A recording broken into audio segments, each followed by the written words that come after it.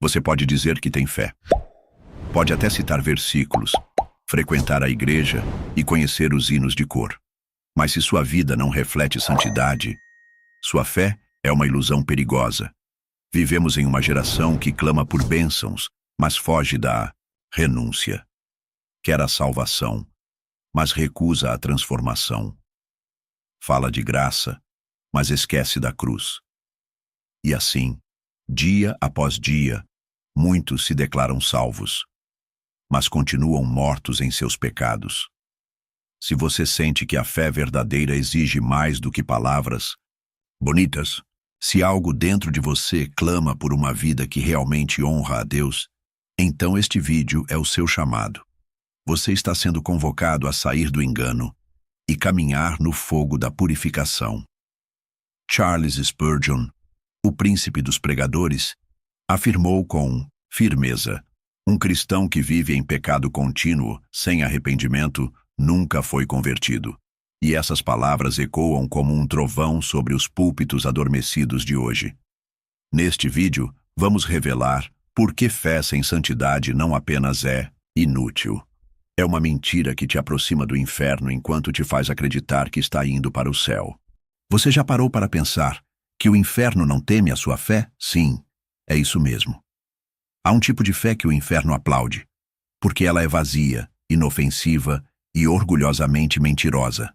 É a fé do discurso sem prática, do cristão que canta alto, mas mente baixo, que ora com eloquência, mas negocia seus valores na primeira esquina. Essa fé é abundante nos nossos dias. Está nas playlists gospel, nas bio de Instagram, nos status com versículos, nos cultos cheios de aplausos.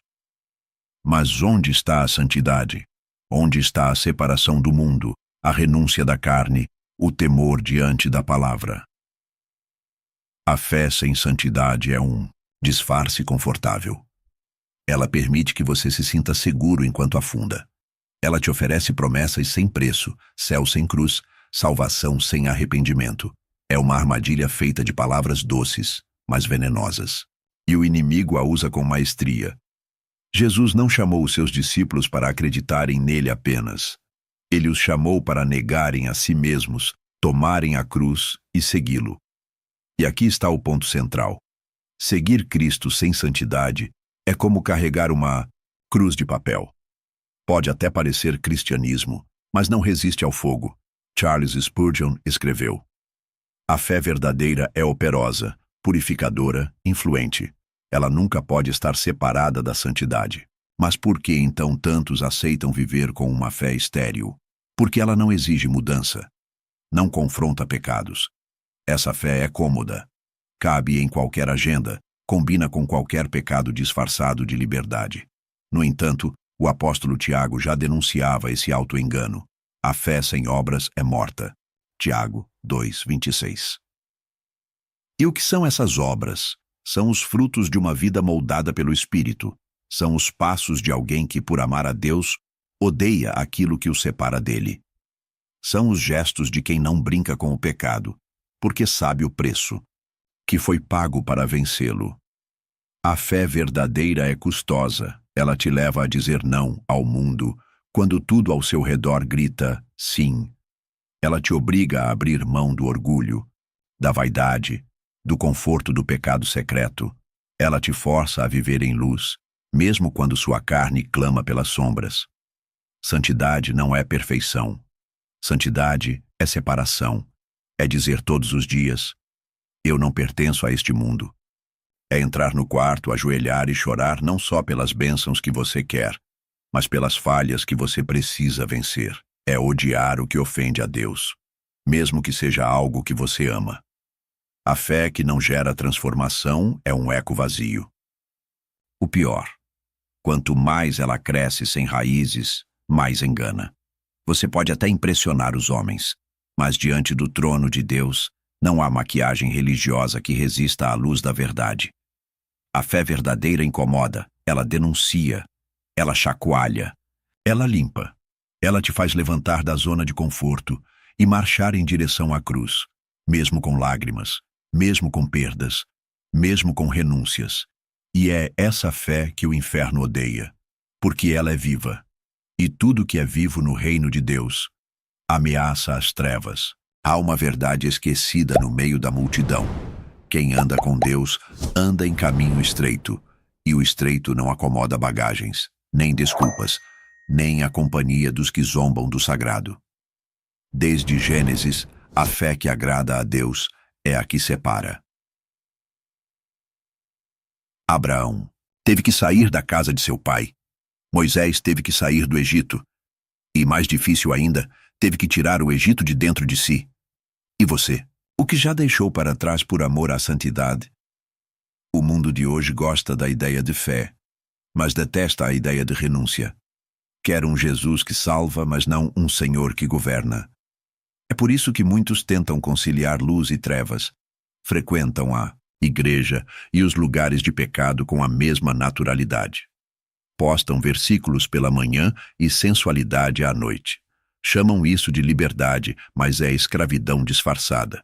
Jesus disse: ninguém pode servir a dois senhores. Mateus 6:24. E ainda assim tantos tentam servir a Deus com o coração dividido. Tentam manter o fogo aceso no altar, enquanto alimentam o pecado em segredo.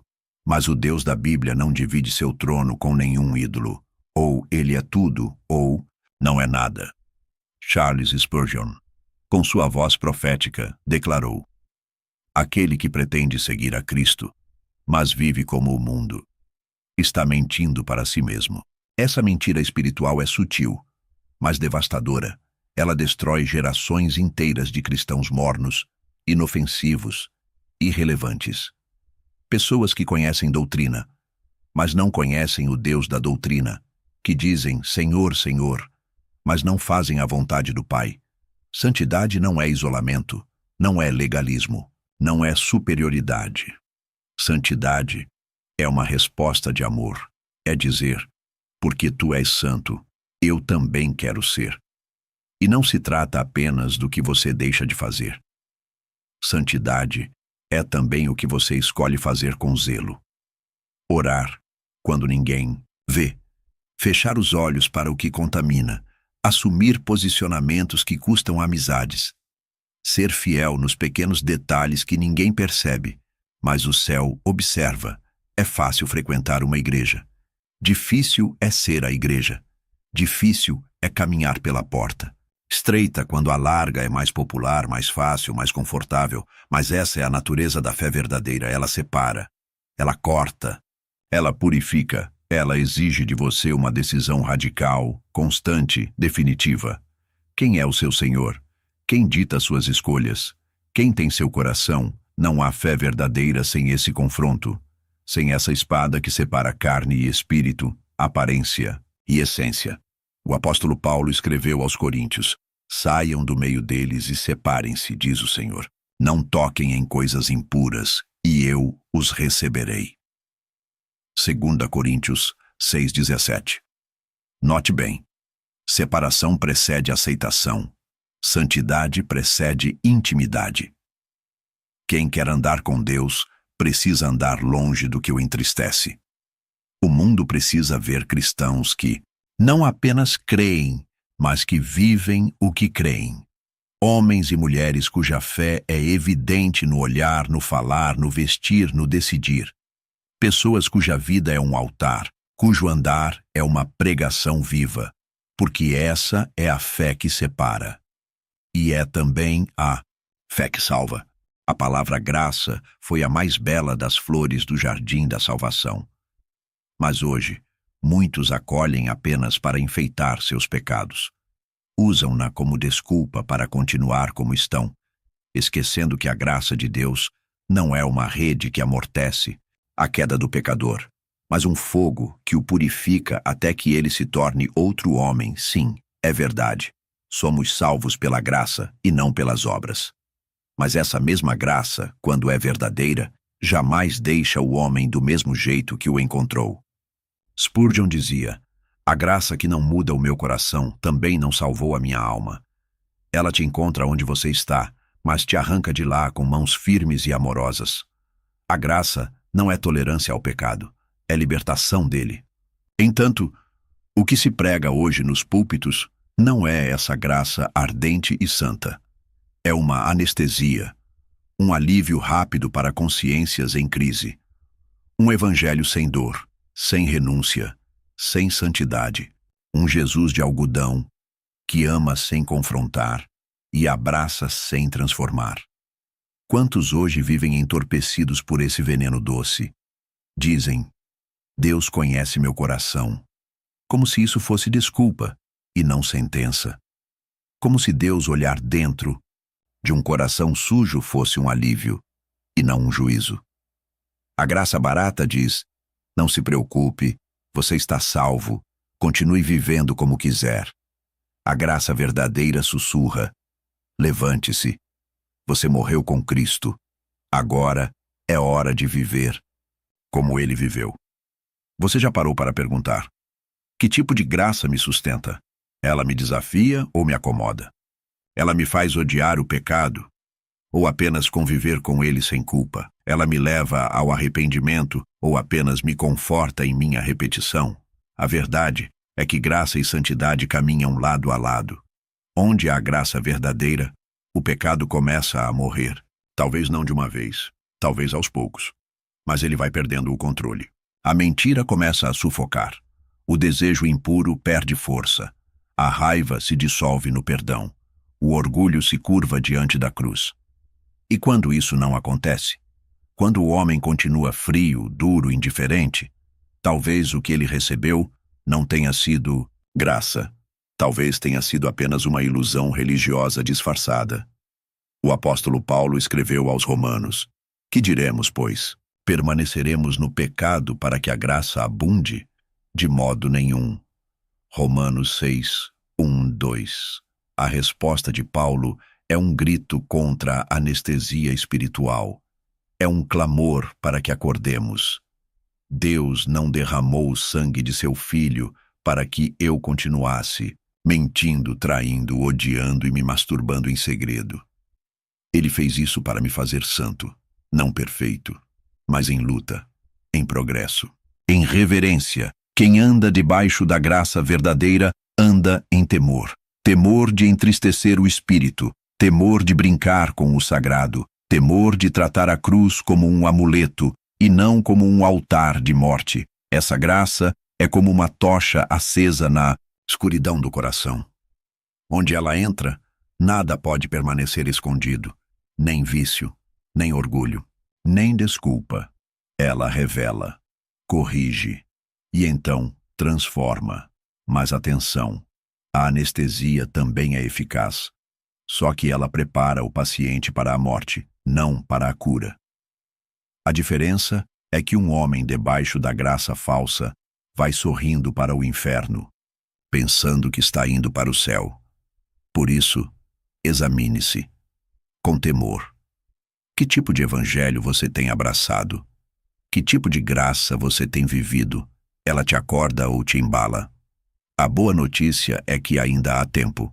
Se você está lendo ou ouvindo, isso significa que a graça verdadeira ainda está te chamando. Mas ela não vem para te consolar na lama. Ela vem para te arrancar dela. Você já parou para observar o seu corpo como um espelho espiritual? Não apenas como templo, mas como testemunha silenciosa do que sua alma está alimentando. O coração acelerado diante do pecado, o sono agitado, os olhos que já não brilham, como antes.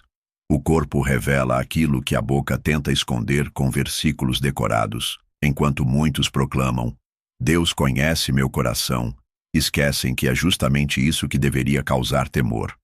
O corpo não mente, ele responde à presença ou à ausência de Deus. Ele treme, adoece, pesa. O pecado, quando não é expulso, começa a habitar a carne. E a carne, dia após dia, começa a se moldar ao espírito que a governa. O apóstolo Paulo dizia, mortificai, pois, os vossos membros que estão sobre a terra. Colossenses 3:5. E o verbo que ele escolheu é brutal, mortificar, não negociar, não camuflar, matar. Mas o que temos hoje são cristãos tentando dar um jeito de fazer o corpo parecer santo sem, de fato, render a alma. Tentam forçar um jejum que não nasce do arrependimento. Tentam vestir pureza sem lavar o interior. Tentam controlar a língua, mas não crucificam o orgulho. O corpo reage. E quando o pecado permanece, ele cobra um preço: ansiedade, insônia, apatia, vícios, exaustão inexplicável. Sim, há causas clínicas, mas há também causas espirituais que a igreja moderna tem medo de tocar. Spurgeon dizia: o pecado escondido no coração se torna uma febre no sangue. E quantas febres espirituais estão hoje mascaradas por diagnósticos de conveniência? O corpo se curva em adoração, quando a alma está em comunhão. O corpo se rende no altar, quando o espírito se dobra diante do Senhor. Mas quando o coração está dividido, o corpo se torna um campo de batalha, e a primeira vítima é a própria santidade. Quantos hoje lutam com o mesmo vício há anos? Quantos já não conseguem orar por mais de 5 minutos sem distrações? Quantos já não sentem nada quando ouvem sobre a cruz? O problema não está no corpo. Está na ausência da presença. O corpo só é sujo porque a alma está fria. E quando a alma volta ao fogo de Deus, o corpo volta a ser templo e não prisão. O pecado deixa marcas, às vezes invisíveis para os homens. Mas o céu as enxerga todas. O corpo carrega cicatrizes espirituais, e há apenas um que pode curá-las: aquele que tem nas mãos as marcas da cruz.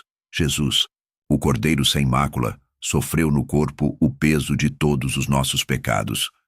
E hoje ele nos chama, não para uma fé de palavras, mas para uma santidade que transborda da alma para os ossos. A santidade não é uma sensação, é uma transformação. É quando até o nosso corpo reage à presença de Deus com temor e tremor. Se sua fé não tocou seu corpo, talvez ela ainda não tenha tocado sua alma. E se sua alma ainda está dividida, então é tempo de rasgar o véu do engano, porque não há salvação sem rendição. Não há céu para os que só vivem para si mesmos. O corpo é o termômetro da alma, e se a temperatura da sua vida espiritual é morna, você já sabe o que Jesus disse: porque és morno, vomitar-te-ei da minha boca. Apocalipse 3,16. Mas há esperança, há sangue, há graça. O mesmo Deus, que julga com justiça, é o que cura com misericórdia. Ele quer habitar de novo em você. Não apenas em palavras, mas em presença viva. Você pode repetir o nome de Deus 1000 vezes, pode carregar uma Bíblia debaixo do braço, usar camisas com versículos estampados e até tatuar cruzes no corpo. Mas o nome de Deus não cabe numa vida suja. O nome do Altíssimo é puro demais para habitar numa alma dividida entre a luz e as trevas. É fácil falar Senhor, Senhor. Mas Jesus deixou claro que nem todos os que dizem isso entrarão no reino dos céus, apenas os que fazem a vontade do Pai. E a vontade do Pai não é negociável, não é adaptável à sua conveniência. É santa, reta e exige separação. Exige morte da carne. Vivemos num tempo em que a santidade foi trocada por boas intenções, onde a vida cristã virou um figurino para o domingo, enquanto na segunda o mesmo crente se mistura com tudo aquilo que o Senhor abomina. Mas Deus não divide o trono com ídolos, não tolera uma vida dupla. Ou ele reina, ou você está perdido. Você diz que ama a Deus, mas continua dormindo com o pecado, abraça vícios secretos, alimenta pensamentos impuros, trata o próximo com desprezo, enche o coração de vaidade e ainda assim acha que Deus está no controle da sua vida. Isso não é fé. Isso é zombaria. A vida suja é aquela onde o pecado tem espaço reservado, onde não há esforço real para resistir à tentação, onde o arrependimento virou apenas um pedido automático de perdão no fim do dia, seguido dos mesmos pecados amanhã. Isso não é cair.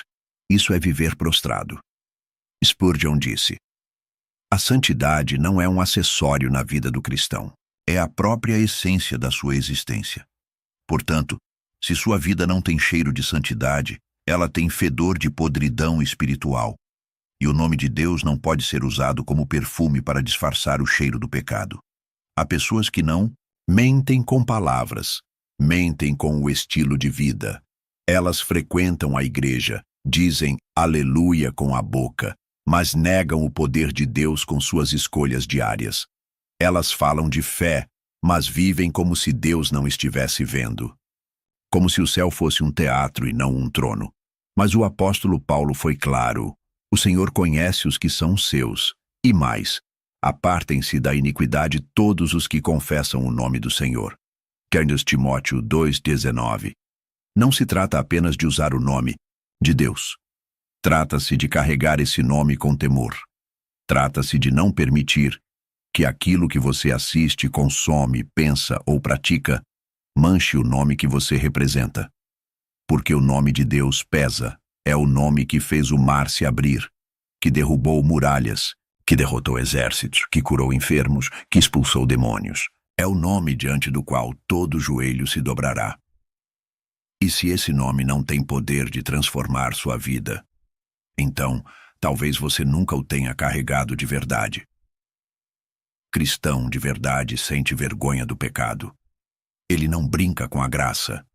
Ele não finge que está tudo bem enquanto seu interior está sujo. Ele corre para os pés da cruz com o coração em pedaços. E se precisar perder tudo para andar em santidade, ele perde com alegria. Porque mais vale viver limpo com pouco do que sujo com tudo. Deus não quer só a sua adoração no domingo. Ele quer a sua integridade na terça, sua pureza na quinta, sua renúncia no sábado. Ele quer que o nome dele esteja sobre você quando ninguém está vendo. Porque se o nome de Deus não cabe na sua vida, então a sua fé é só uma fantasia religiosa. Existe um perigo mais sutil do que a perseguição, mais corrosivo do que a dor. Um veneno que age lentamente, com o sabor doce do sucesso, do conforto e da bênção. E esse perigo é o esquecimento de Deus quando tudo parece dar certo. São poucos os que resistem à tentação da fartura. O povo de Israel, tantas vezes lembrado nas Escrituras, não caiu apenas na desgraça da idolatria quando estava em aflição, mas principalmente quando tinha comida no prato, terra sob os pés e casas confortáveis. Foi na calmaria que eles traíram o Deus que os livrou do Egito. Foi na abundância que começaram a dizer: meu poder e a força do meu braço me trouxeram esta riqueza. O mesmo acontece conosco. Clamamos na escassez, jejuamos na dor, choramos aos pés do Senhor quando não há saída. Mas quantos permanecem em quebrantamento quando a bênção chega? Quantos ainda se ajoelham quando as dívidas são pagas, o casamento restaurado, o corpo curado? Jesus curou 10 leprosos. Apenas um voltou para agradecer. Os outros seguiram seus caminhos, satisfeitos com o milagre, mas indiferentes ao milagreiro. A maioria quer a mão de Deus, mas não sua face. A bênção sem santidade se torna maldição. O favor divino sem arrependimento se transforma em sentença. Quando se usa a graça como desculpa para viver no pecado, estamos zombando da cruz, cuspindo no sangue do Cordeiro. E como diz Paulo, Deus não se deixa escarnecer.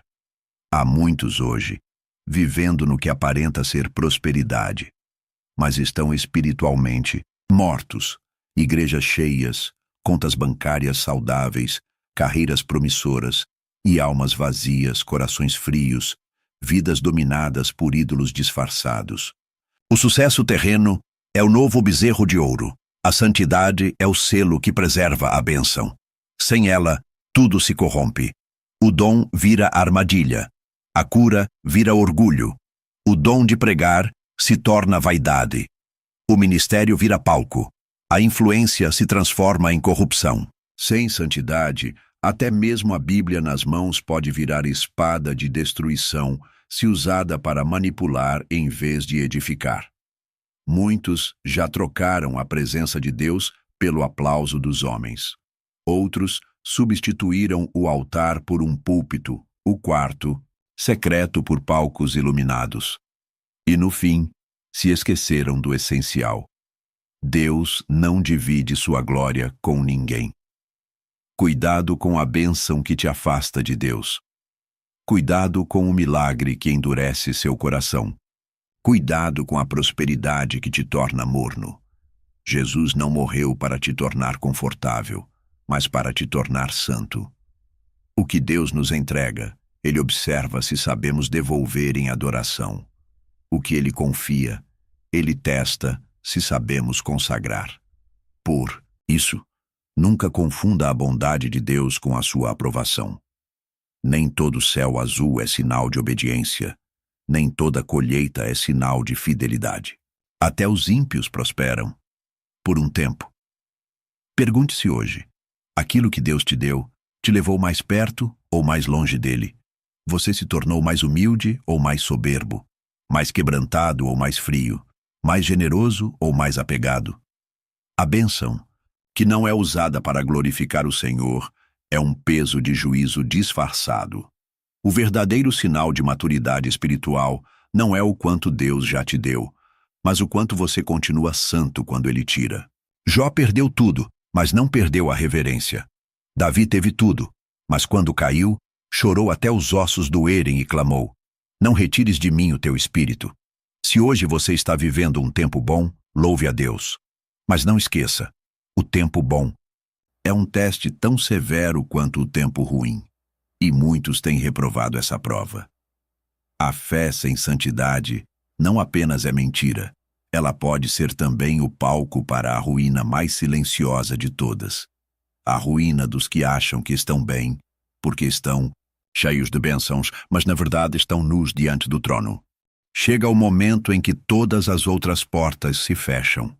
A do prazer se torna enjoativa, a da fama vazia, a do dinheiro cansativa, a do pecado insustentável.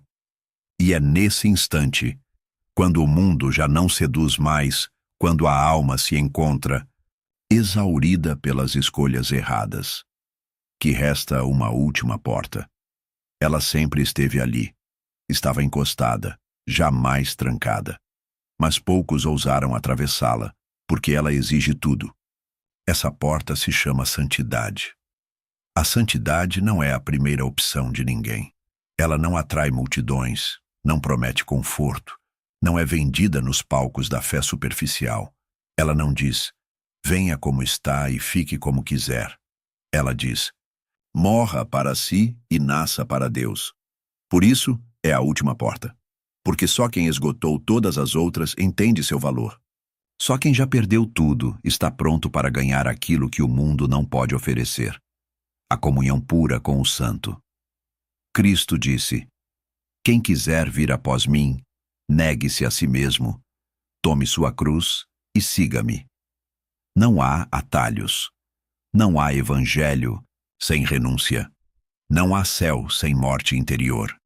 A porta estreita não é apenas um caminho, é um funil, é um altar de sacrifício. E quando você decide atravessá-la, você deixa para trás mais que pecados.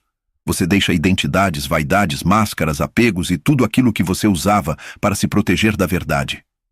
A santidade é violenta. Ela expulsa demônios que moram dentro da alma. Ela desinstala vícios de pensamento. Ela fere o orgulho. Ela coloca a carne contra a parede e a força a reconhecer que jamais será soberana. Por isso, muitos falam de santidade, mas poucos a vivem. Porque ela custa caro, porque ela exige que você tema a Deus mais do que ao ridículo, que você ame a verdade mais do que a sua reputação, que você deseje ser puro mais do que ser aplaudido. Mas é justamente essa radicalidade que cura. É essa rendição que liberta. Quando a santidade se torna a última porta, ela também se torna a única saída. E quem atravessa por ela encontra um lugar onde o pecado já não governa, onde o coração descansa, onde a identidade é restaurada. Não porque agora se é perfeito, mas porque agora se é rendido. Charles Spurgeon disse: a santidade não é a estrada para o céu, Ela é o céu iniciado na terra. Ou seja, o santo já vive antecipadamente aquilo que muitos só desejarão quando for tarde demais. Ele já caminha com Deus antes de ver Deus, já se prostra antes do grande trono, já nega a carne antes do juízo. O santo é o anúncio vivo de que o reino não é uma teoria, é uma realidade visível nos frutos. Mas atenção, essa porta, embora sempre aberta, não ficará assim para sempre. Haverá um dia em que ela se fechará, e naquele dia muitos baterão dizendo: Senhor, Senhor, em teu nome profetizamos, curamos, cantamos, pregamos, e ouvirão a sentença mais temida da história: nunca vos conheci. Por quê? Porque sabiam muito, mas se santificaram pouco. Porque pregavam alto, mas obedeciam baixo. Porque queriam o céu, mas recusaram a cruz. Hoje a porta ainda está diante de você. A voz do Espírito ainda sussurra: escolha a santidade, não por obrigação, mas por amor, não para ser visto, mas para ser transformado. A santidade não é sobre ser melhor que os outros, é sobre se tornar aquilo que Deus sonhou. E Ele não sonhou com uma geração morna, neutra, domesticada pelo sistema. Ele sonhou com filhos santos, justos e cheios de temor. A fé sem santidade é mentira. A graça sem transformação é teatro. A igreja sem renúncia é circo. E o cristão sem cruz é apenas um personagem religioso tentando evitar o inferno sem se parecer com o céu. Não adie mais. Não racionalize. Não espere sentir. Escolha. Porque quando tudo o mais falhar, restará apenas essa porta. E ela não é larga. Ela exige que você deixe tudo para trás. Mas ao cruzá-la, você encontrará o que sempre procurou: Deus. Não como conceito, mas como presença viva. E então, enfim, você será livre. Você chegou até aqui. E isso já diz muito, porque no fundo, sua alma está sedenta de algo real. Algo que vá além da estética religiosa, além da linguagem gospel, além da máscara piedosa que tantos usam para esconder a frieza do coração. A verdade é que diante de Deus só há duas posturas. Ou você se rende completamente, ou está vivendo uma mentira. E mentiras não resistem à eternidade. A santidade não é um fardo, é um fogo. E esse fogo está disponível agora. Não para os perfeitos, mas para os dispostos. Não para os que sabem muito, mas para os que querem ser transformados de verdade. Você foi chamado para isso. Para ser um príncipe no meio de uma geração corrompida. Para viver de forma tão limpa, tão reta, tão cheia de temor, que sua vida silenciosamente denuncie as trevas. Mas essa decisão ninguém pode tomar por você. Nem sua igreja, nem seus pais, nem seu pastor. Só você pode abrir a porta da santidade e atravessar. Agora eu te convido, se essa mensagem tocou sua alma, se ela despertou algo dentro de você que não pode mais ser ignorado, inscreva-se agora no canal A Escola do Príncipe.